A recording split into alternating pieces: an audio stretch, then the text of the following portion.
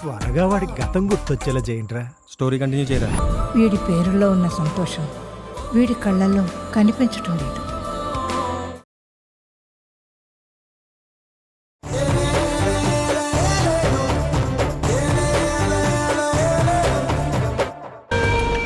ఓకేరా, bye. Okay boss, కనీసం ఇంటికి వెళ్ళే దారిలో అయినా మేడంతోటి చక్కగా మాట్లాడి హ్యాపీగా ఇంటికి వెళ్ళండి. వద్దురా బాబు, ఆవిడతో మాట్లాడటమో వద్దు, పోట్లాడటమో వద్దు. నా పనేదో నేను చూసుకుంటే బాగుంటుంది. బాసు, మీరు చేస్తుంది ఏం బాలేదు. ఆవిడ చేసింది మాత్రం బాగుందా? బాసు, మేడం తొందరపాటికి మిమ్మల్ని క్షమించమని అడిగారు. మీరు ఇంకా అలా దెప్పిపొడుస్తూ మాట్లాడడం కరెక్ట్ కాదు. నేనెవ్వరిని దెప్పి పొడవట్లేదురా. ప్రతిసారి నేను హర్ట్ అవుతూ ఉండడానికి సిద్ధంగా లేను. ఇలా ఎవరెవరి స్పేస్లో వాళ్ళు ఉన్నామనుకో, ఎవరూ హర్ట్ అయ్యే పనుండదు. ఎవరి పనులు వాళ్ళు హ్యాపీగా చూసుకోవచ్చు, ఎవరి బతుకులు వాళ్ళు బతకొచ్చు. ఎవరి బతుకులు వాళ్ళు బతకడం ఏంటి బాసు? మీరు మేడం కలిసి బతకడానికే పెళ్లి చేసుకున్నారు. ఆ విషయం మర్చిపోయారా? రే, నేను పెళ్లి చేసుకోలేదు, పెళ్లి చేశారు, చేసుకోవాల్సి వచ్చింది. ఏదైతే ఏంటి, మీరే తాలికట్టారుగా. రే, ఆఫీస్ అయ్యాక ప్రశాంతంగా బయలుదేరేటప్పుడు ఏంట్రా నీ టార్చర్? వెళ్ళరా. ఈ మనిషి ఆయనకే ఆయన ఫిక్స్ అయితే తప్ప ఎవ్వరు చెప్పినా వినడు. ఏంటో ఈ మనిషి.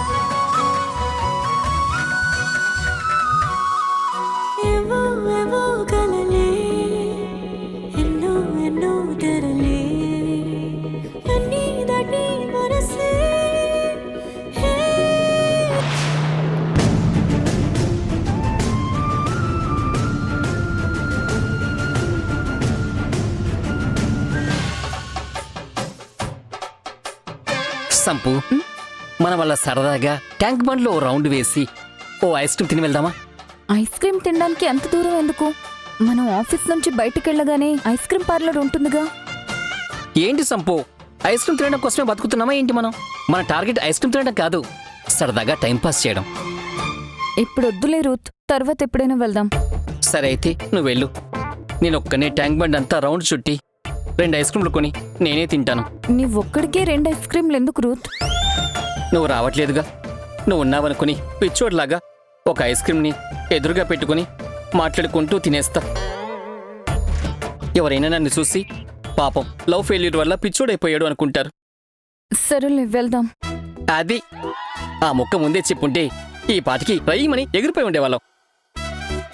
ఇవాళ నా బైక్లో మేఘాలలో తేలిపోమ్ అనేది అంటూ పాడుకుంటూ వెళ్ళిపోదాం. పద.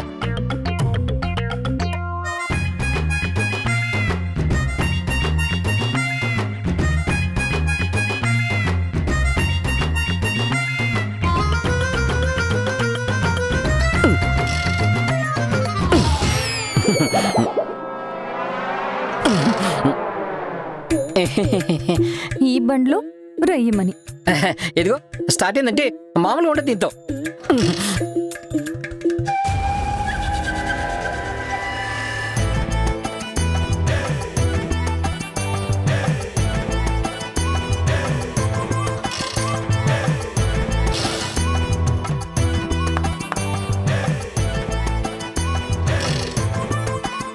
అయిపోతుంది.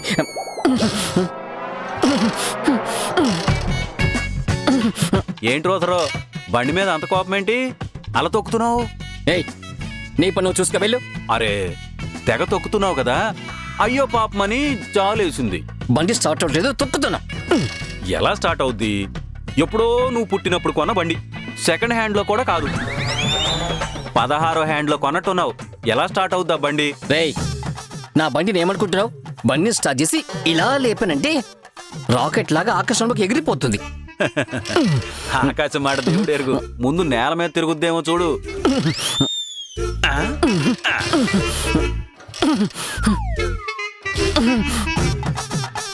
ఏంటి రూత్? ఇదిగో స్టార్ట్ అయిపోతుంది. ఏంటి స్టార్ట్ అయిపోయేది? పాపం ఇంకాసేపు అయితే రోజును కూడా నెట్టుకుని వెళ్ళాలనుకుంటా, బండిని కాదు. చూడు, నువ్వు ఈ డొక్కు బండిని నమ్ముకుంటే ఇంటికి కాదు కదా, జీవితంలో కూడా సరిగ్గా ప్రయాణం చేయలేవు. నా మాట విను, నేను ఆటో బుక్ చేస్తాను, వెళ్ళిపో. రై, నువ్వు ఆటో బుక్ చేయడం ఏంట్రా? నేను చూసుకుంటాను, వెళ్ళు. ఇదిగో, నాది మహా జాలిగుంటే ఆడవాళ్ళు కష్టపడుతూ ఇలా వెయిట్ చేస్తుంటే నేను అస్సలు తట్టుకోలేను.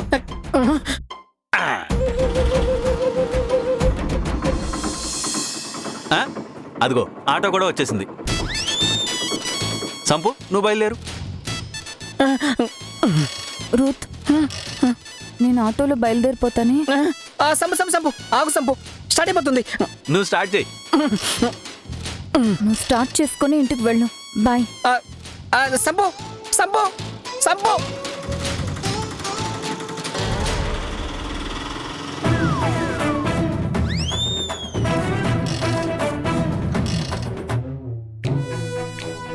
రేయ్, నువ్వు నన్ను ఎంత కోపంగా చూసినా, నా మీద కోపాన్ని నువ్వు బైక్ మీద చూపించినా అది స్టార్ట్ అవదురా.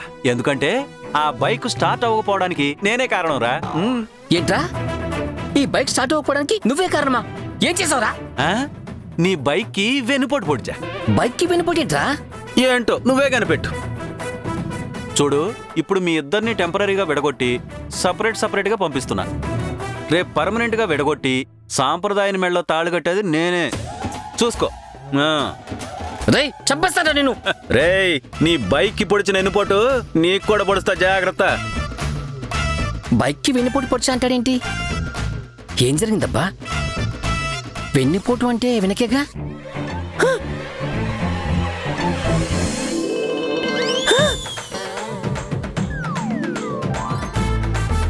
అమ్మ విధవ నా కోటి, సైలెన్సర్లు ఇదేసి కుక్కేసావా? చెప్తాను నీ సంగతి.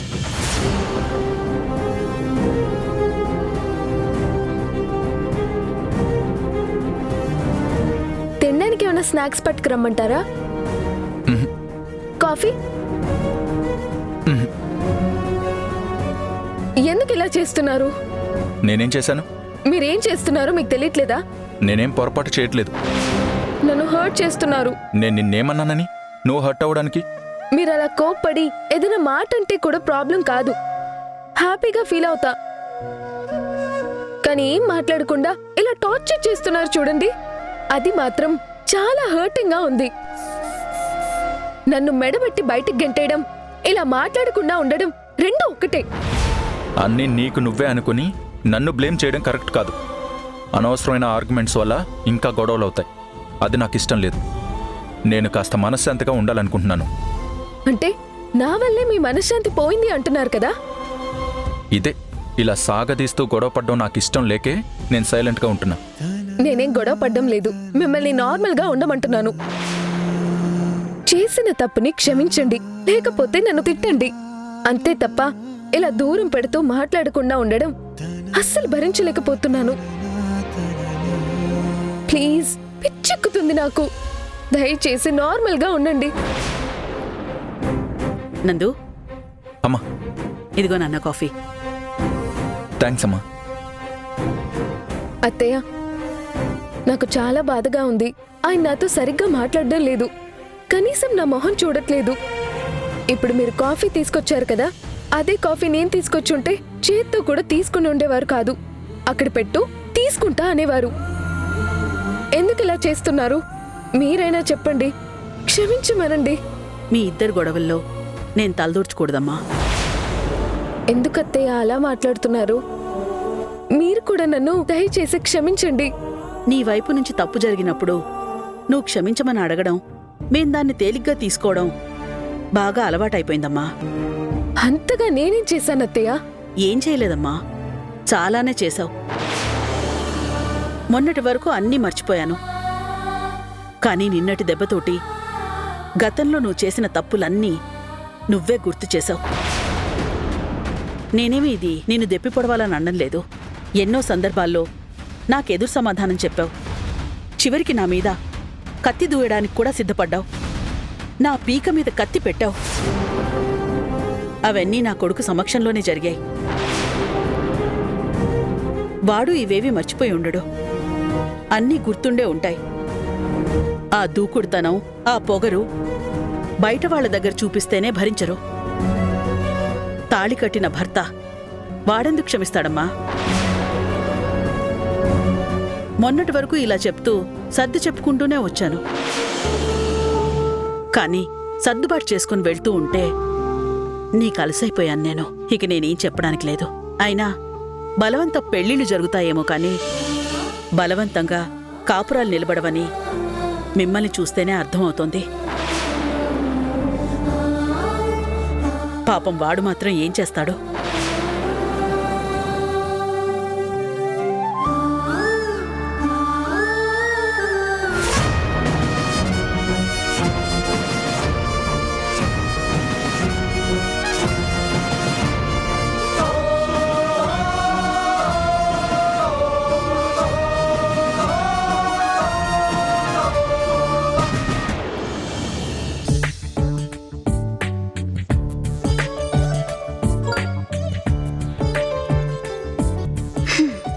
గుడ్ మార్నింగ్ కి కనీసం ఒక స్మైలీ కూడా లేదు. ఏంటో ఈయన.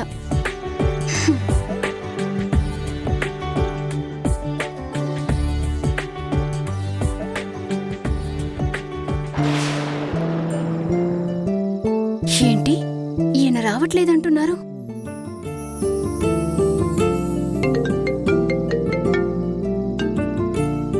హలో ఇందు గారు, చెప్పండి. ఏంటి? సారీ గీత. అదేంటి మీకు నేను కాల్ చేస్తే ఇందు అని అంటున్నారు? సారీ గీత, ఇందు గురించి ఆలోచిస్తున్నాను. నీ ఫోన్ మోగింది. సబ్కాన్షియస్లో ఉన్న ఆలోచనల ప్రకారం ఇందు అని పలికేశాను. పొద్దున్నే నిద్ర లేవగానే ఆమె గురించి ఆలోచించడానికి ఏముంది? పైగా నేను కాల్ చేశానని తెలిసి నా పేరు కూడా మర్చిపోయి తన పేరు పిలిచేంత ఆలోచన. ఇది నీకు ఇబ్బందిగాను అసంతృప్తిగాను ఉంటుందని నాకు తెలుసు గీత. కానీ నేను సీరియస్గా ఆలోచిస్తూ నిజంగానే అనాలోచితంగా అలా పలికేశాను. సరే, ఏదున్నా నేరుగా మాట్లాడండి. ఇప్పుడు మీరు వాకింగ్ ఎందుకు రావట్లేదు? బయలుదేరి రండి ముందు. లేదు గీత, కాస్త బద్ధకంగా ఉంది వాళ్ళ. రావడానికి ఓపిక లేదు. సరే, అవునా? కనీసం ఆఫీస్కెళ్లే ముందు కలుద్దాం. లేదు గీత, ఇవాళ నేను ఆఫీస్కి వెళ్ళట్లేదు, కోర్టుకు వెళ్ళాలి. కోర్టా? ఓ, నీకు చెప్పలేదు కదూ, ఇవాళ ప్రణయ్ కేసు హియరింగ్ ఉంది. మోస్ట్లీ ఇవాళ జడ్జిమెంట్ ఇవ్వచ్చు. ఆ కేసు గురించి ఆలోచిస్తూ ఇందు ఆలోచనల్లో ఉన్నాను. నువ్వు ఫోన్ చేసావు. నాకు తెలియకుండానే ఇందు అని పలికేశాను. It's okay. అయినా కోర్టుకి నువ్వెళ్లాల్సిన పనేముంది? కేసు అతని మీదే కదా. లాయర్తో మాట్లాడితే సరిపోతుంది కదా. నోను, కోర్టు వాయిదాలకు వెళ్ళకపోతే కేసు వెంటనే తేలదు. పైగా నేను ఈ కేసులో ఏటుగా ఉన్నాను. ఈ కేసు ఒక జడ్జిమెంట్ వస్తే ఇందు లైఫ్కి ఒక జడ్జిమెంట్ ఉంటుంది. పైగా నేనే తప్పు చేయలేదని క్లీన్ చిట్ కూడా వస్తుంది. అందుకే నేను వెళ్ళాలి. సరే, మీ ఇష్టం. తర్వాతైనా కాల్ చేయండి. ఓకే గీత, టేక్ కేర్.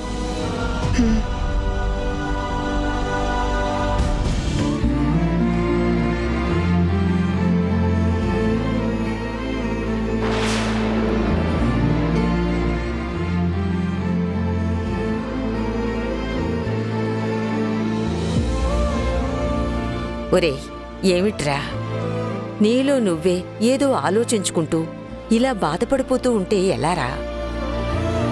వెళ్ళి మాట్లాడి వాళ్ళకి క్షమాపణలు చెప్పుకున్నాం. బిడ్డకి చెప్పాల్సిన బుద్ధులు చెప్పుకున్నాం. ఇంకా ఎందుకు దాని గురించి ఆలోచన? నువ్వు కాస్త స్థిమితంగా ఉండరా. ఎలా ఉండమంటావమ్మా?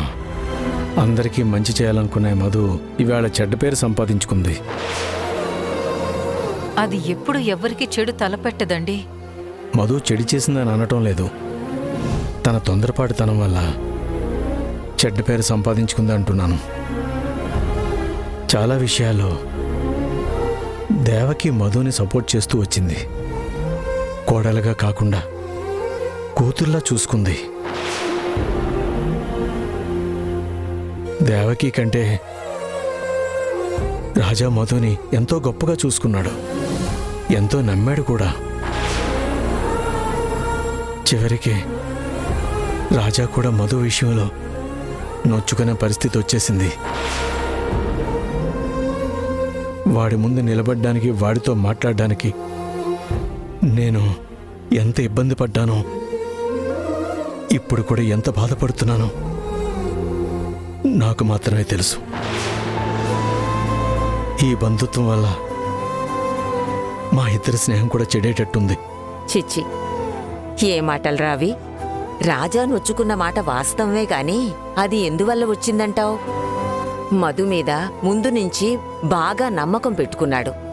అదొక చిన్న పొరపాటు వల్ల ఆ నమ్మకంలో తేడా వచ్చేటప్పటికి బాధపడుతున్నాడురా.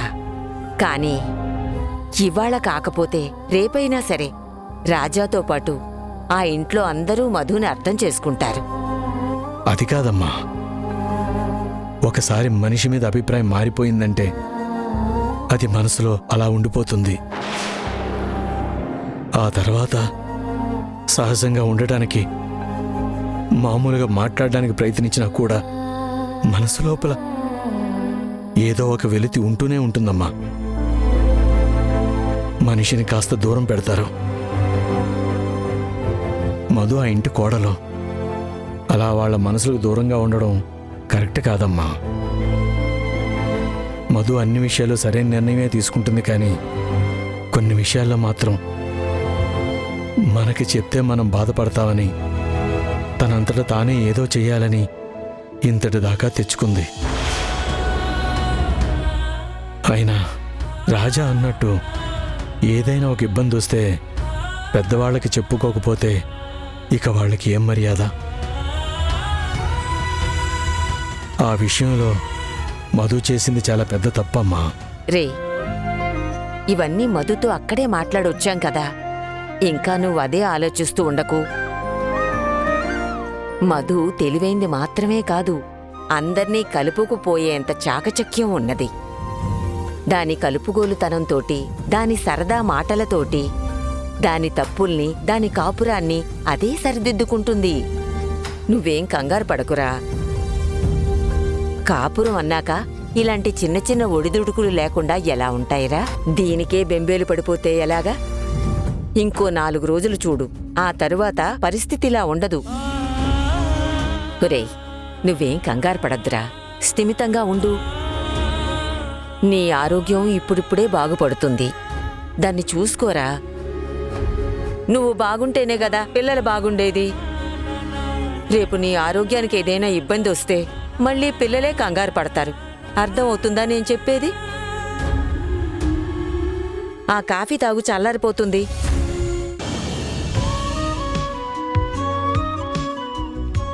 ఏమండి, నేను కోర్టుకి వెళ్ళొస్తానండి. నువ్వెక్కడికి వెళ్ళాలన్నా రావాలన్నా ఎవరి అనుమతిలో అడగక్కర్లేదు. ఇది నాకు ఇస్తున్న ఫ్రీడమా, లేకపోతే నువ్వు ఎక్కడికి వెళ్తే నాకేంటి అన్న ఇగ్నోరెన్సా? నీకే సమాధానం అయితే హ్యాపీగా ఫీల్ అవుతావో ఆ సమాధానమే అనుకో. పర్లేదు, ఎలాగైనా నా సంతోషం గురించి ఆలోచిస్తున్నారు. నాకిలా వెటకారంగా సమాధానాలు ఇవ్వడం మానే. నేనేం బెటకారంగా అనలేదే. ఓ అవునా? సరే అయితే నాదే తప్పు. ఎందుకు ఇలా మాట్లాడుతున్నారు? నేనేం మాట్లాడాను? నువ్వు వెటకారంగా మాట్లాడలేదు అన్నావు. నేనే తప్పుగా అర్థం చేసుకున్నాను అని సారీ చెప్తున్నా. మీరు ఇలా మాట్లాడడం నాకేం నచ్చలేదు. మీరు నాతో మాటలు కొనసాగించకూడదనే ఇలా మాట్లాడుతున్నారు. నాకు మాటలు పొడిగించడం ఇష్టం ఉండదు, అందుకనే. ఇప్పుడు నేనేం చేయాలి?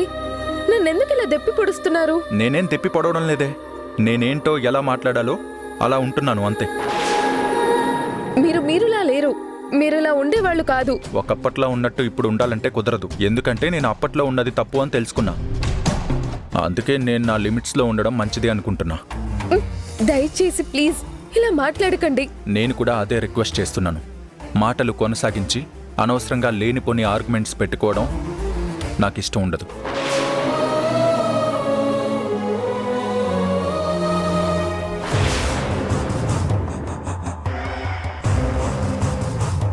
ఇంతకు ముందు తోకని విపరీతంగా ఊపేదానివి, ఇప్పుడు మొత్తం కత్తిరించేసినట్టున్నాడుగా. మీరు బాగా సంతోషపడుతున్నట్టున్నారుగా. నిన్నెక్కడుంచాలో అక్కడుంచాడు. నీకెలా సమాధానం చెప్పాలో అలా సమాధానం చెప్తున్నాడు. మరి సంతోషించక ఏం చేస్తాను? సర్లే పోన్లేండి, మా వల్ల మీరైనా సంతోషంగా ఉన్నారుగా, అలాగే సంతోషంగా ఉండండి. నాకు దక్కాల్సిన సంతోషం ఇది కాదే. నేననుకుంటున్నట్టు మీ ఇద్దరినీ శాశ్వతంగా దూరం చేస్తే అప్పుడు సంతోషిస్తా. ఇలాగే పగటి కలలు కంటూ కూర్చోండి. మీ పగటి కలలు ఎప్పటికీ నిజం కావు. ఎలా కావో నేను చూస్తా. ఇప్పటికే తుమ్మితే ఊడిపోయేలా ఉంది నీ కాపురం. పొద్దు పొద్దుని మూడ్ పాడు చేసుకోకూడదని చాలా ప్రశాంతంగా మాట్లాడుతున్నా. నా కాపురంలో నిప్పులు పోయాలని మీరు కళ్ళల్లో నిప్పులు పోసుకోవడం చూస్తుంటే చిర్రెత్తుకొస్తుంది. నన్ను మా ఆయన్ని దూరం చేయడం మీరు అనుకుంటే కాదు కదా, ఆయనే అనుకున్నా జరగదు. ఆయన మనసు ఎలా మార్చుకోవాలో, ఆయన నన్ను ఎలా అర్థం చేసుకునేలా చేసుకోవాలో నాకు బాగా తెలుసు. కానీ మీరెళ్ళి కృష్ణ రామ అంటూ జపం చేసుకోండి.